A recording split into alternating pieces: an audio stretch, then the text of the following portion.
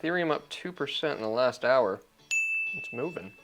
I'm gonna buy a little bit. ETH down 4.4% in the last 2 hours. I shouldn't have bought. I'm selling out. Ooh, ETH up 5.7% in the last 4 hours. All right, I was right the first time.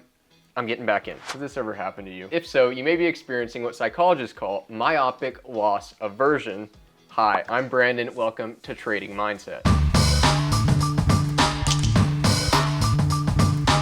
Studies suggest that individuals are disproportionately more sensitive to a financial loss than a financial gain of the exact same amount, or even a greater amount, up to around a factor of 2 when it tends to even back out. Let's travel all the way back in time to 1963, when Paul Samuelson made a simple proposition to his colleague. Hey John, Paul Samuelson here, your colleague. I've got a proposition for you, a bet really. I'll flip this coin. If it lands on heads, you win $200. If it lands on tails, you lose $100. What do you say? No. Well, why not? 200's nice, but losing $100?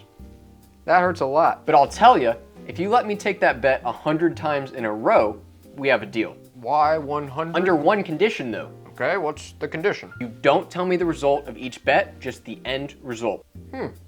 It's actually really interesting that you say that. I've been working on this theory. So why did John decline the initial offer, but accept when the bet would be repeated 100 times? Well, from the conversation, we learned that John is risk averse. He values holding on to his money over the chance to gain more. When individuals are risk averse, Samuelson suggests that they become more willing to take risks as long as they aren't updated on their performance too frequently. Now, how exactly does that relate back to your crypto portfolio?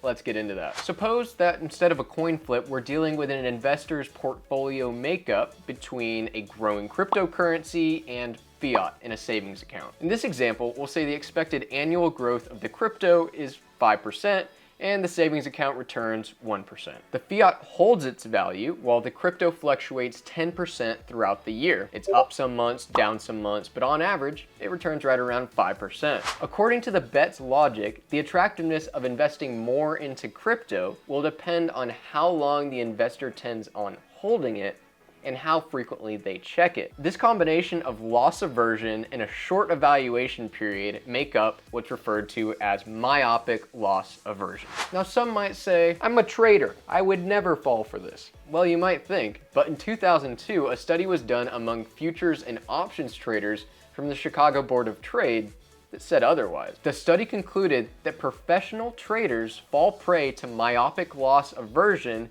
to a greater extent than amateur investors. That's all I have for today. Thanks for watching Trading Mindset. Drop us a like if you learned something new, subscribe, and hit the bell to be notified of new episodes. See y'all next time.